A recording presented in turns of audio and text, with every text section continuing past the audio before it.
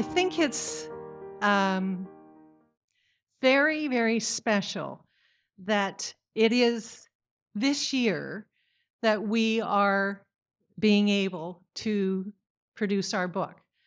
The first is because it's the 100th anniversary of Nellie McClung getting the vote for the women of Manitoba. And Lila Goodspeed, chair of the Nellie McClung Foundation, Dulcie Price, Dulcie, where are you?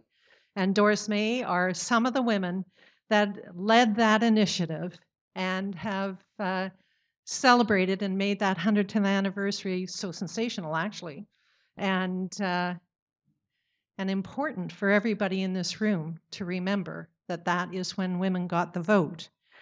The other thing is, yesterday was the beginning of Women's History Month. Are we all going to cheer? I mean, come on.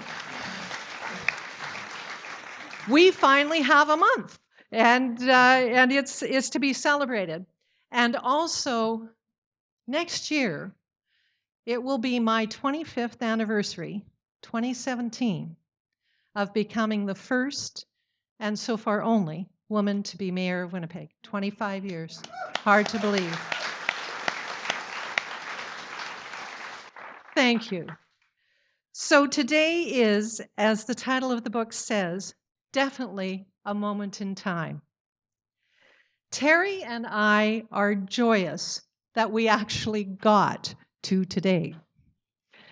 We are thankful for all the tremendous help that we received, and we are hopeful that all of you will enjoy the book. This book would not have happened without Terry Letchian, or as some of you know, Terry Samborski. And we'll talk about that a little bit later. But you all need to know it would not have happened without Terry.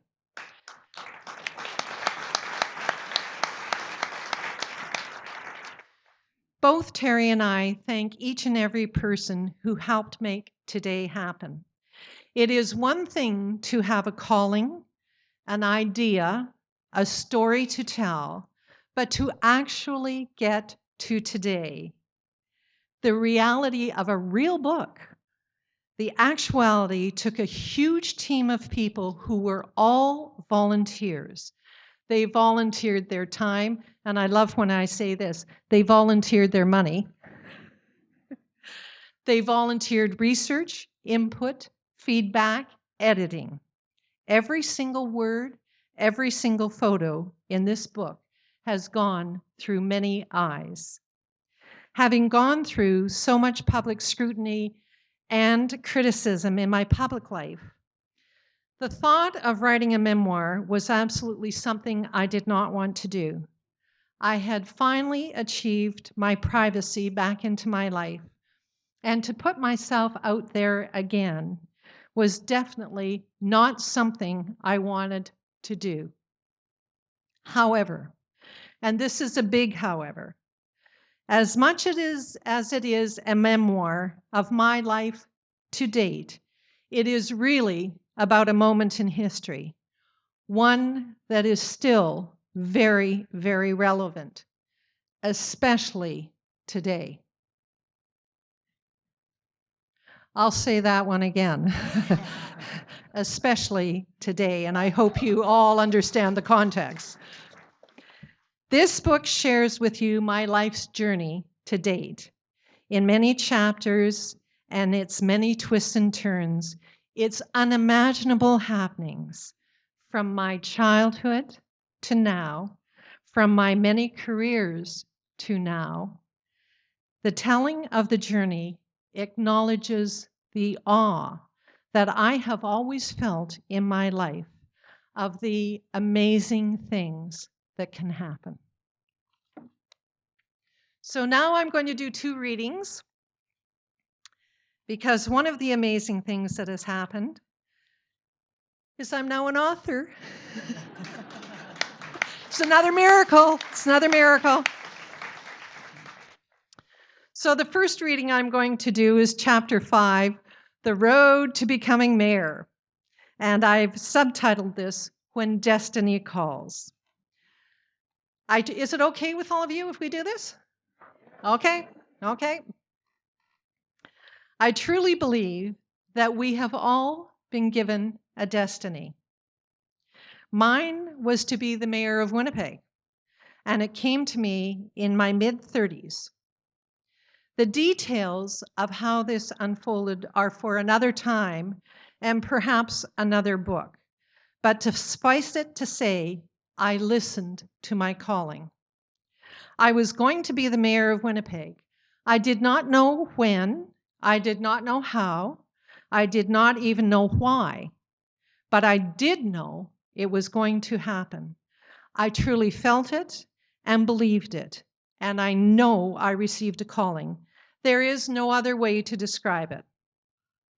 I really want to emphasize that I had absolutely no political aspirations growing up. I grew up in St. James. Everybody from St. James here? Yay! In my adolescence, my future consisted of getting married, being happy, and being rich. Those were my aspirations. I did not ever see myself as a political enthusiast. I remember seeing Prime Minister John Diefenbaker at the old Winnipeg Auditorium when I was quite young. A family friend, Margie Dunwoody, had taken me there to see Democracy in Action. I was horrified that those in attendance, including our family friend Margie Dunwoody, heckled the Prime Minister when he spoke. I thought this was such bad manners to do such a thing to a Prime Minister.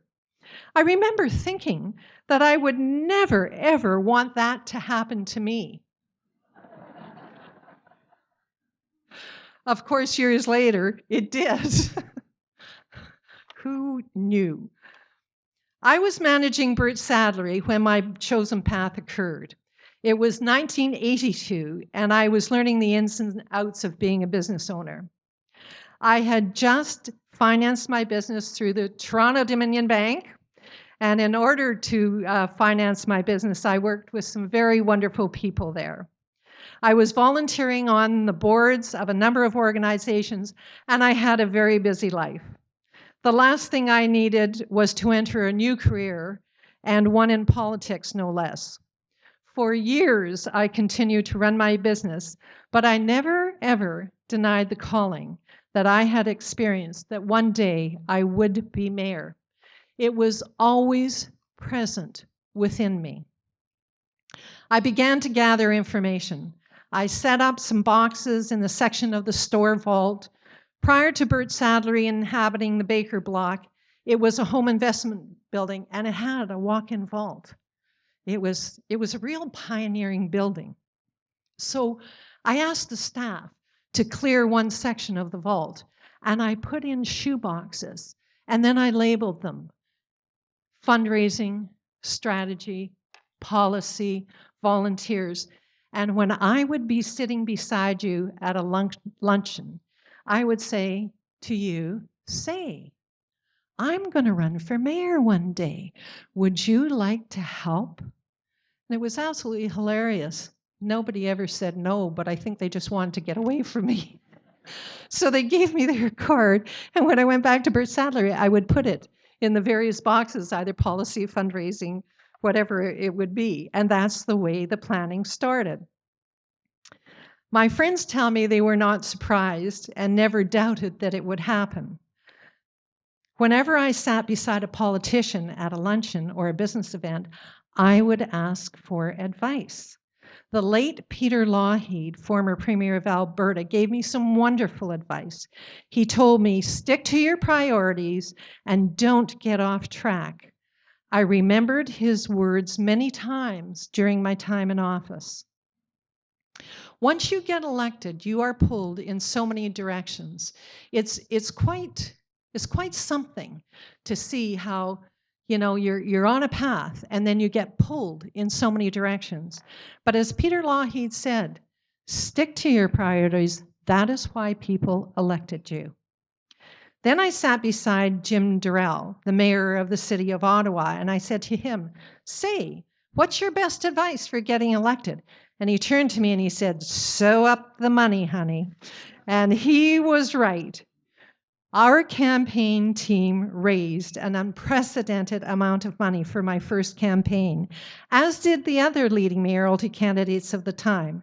Collectively, and I'm not sure many Winnipeggers know this, but collectively between Dave Brown, Greg Selinger, Ernie Gilroy, myself, who were the main candidates, and then there were 15 other, Merle, how many other candidates? 11 or 12.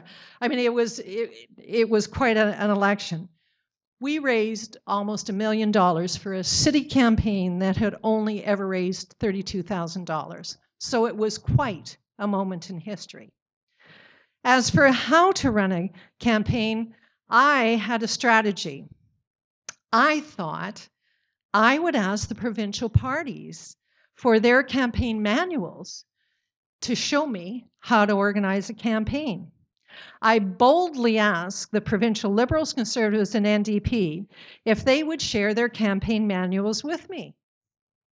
That was a good idea. Well, not surprisingly, they declined. Perhaps I was a bit naive in thinking that any of these major parties would release their campaign manuals to me, but I also thought there was no harm in asking. It was then clear to me that we had to build our own campaign manual, and we set about doing this. We had a volunteer student, summer student, Susan Mackey, and she found a Canadian publication entitled, and it was the only one for those of us who were independents, A Woman's Manual on How to Organize an Election Campaign, prepared by the Women's Mentoring Program Advisory Committee in Newfoundland. This manual was developed by a number of prominent women in the province of Newfoundland and their Provincial Advisory Council on the Status of Women. And the executive director who coordinated this project was Kathy Dunderdale, who became the first woman premier of Newfoundland and Labrador. I mean, absolutely amazing. So we used that, and then Susan Mackey came to me and said, because it was quite astounding that there were no manuals or books out there on how to organize a campaign. So then Susan came to me and she said, "Well, I found another resource book." And I said, "What is it?" And she says, "It's a library book on how to run for the US Senate." So I said, okay, because, you know, it's still the same kind of organization. So in 1990, long before the incumbent mayor announced his retirement, I started to pull together a group of volunteers. Even though it was over 2 years before the next municipal election was to be held, I knew it was important to bring a team together to start doing some background work. I also knew that in order to win, we needed people of extraordinary caliber and talent and skill set. We knew only too well the challenge ahead of us. I had never run for political office before, and generally, outsiders do not do well against seasoned politicians. I was completely inexperienced, had no political affiliation, no personal money, and I was a woman. Historically, women had a difficult time raising funds for their political campaigns, and I was painfully aware of this. As uphill as it all seemed, we were confident that with the right strategy and the right people, we could prevail. And then I started to build, and many people are in this room, the dream team. I first met Terry Stratton at a United Way meeting in September of 1991. We were on the same committee, but we did not know each other. Not long after that meeting, his name came up as someone who knew how to run successful political campaigns. Unbeknownst to me at the time, he was a key player for the federal Conservatives and served as campaign chair for the province of Manitoba in Prime Minister Brian Mulroney's 1998 campaign. I didn't know. So when I found it out, I thought he could be a great candidate to chair my campaign. I called him up and asked him if I could meet with him. I explained that as the business owner of a retail store, my days were quite busy, and I would prefer to meet him after 6 p.m. once the store had closed. Mr. Stratton advised me that he had a slot available a week from Tuesday from 5:15 p.m.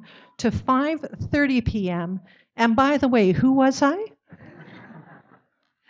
Again, I persisted in asking him to meet me after store hours. There was a long pause. He reiterated, I have a slot available a week from Tuesday from 5:15 to 5:30 p.m. I recognized by the tone in his voice that I had better accept this time slot.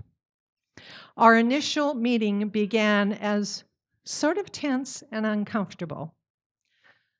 I asked him precisely what type of political experience did he have and how many elections had he really won?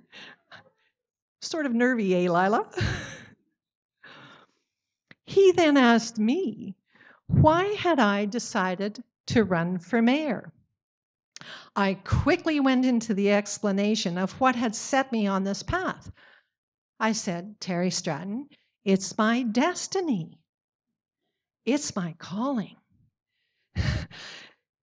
He was very silent, and he looked at me as if I was crazy. And then he continued with a few pointed remarks. So, he said, you have no political experience. I said, right. He said, and you have no political backers. I said, correct. And then he said, you do realize that campaigns cost money. Do you have anyone in mind to fundraise? I told him that I'd already had preliminary discussions with 2 people to co-chair the fundraising committee. Kathleen Richardson, a member of the prominent Richardson family of Winnipeg, and Bill Watchorn, a highly successful business person who at the time was vice president of Federal Industries. To further emphasize my connection with these 2 well-known members of our community, I picked up the phone right then and there and called Kathleen and said, Kathleen, I have a Terry Stratton here who I think wants to speak to you. Terry looked at me and went, Kathleen? And I said, yeah, speak to her. So Terry got on the phone, and I am not sure to this day what Kathleen said to him. But when Terry Stratton hung up, he looked at me and said, impressive. And now he was intrigued. Reading number 1.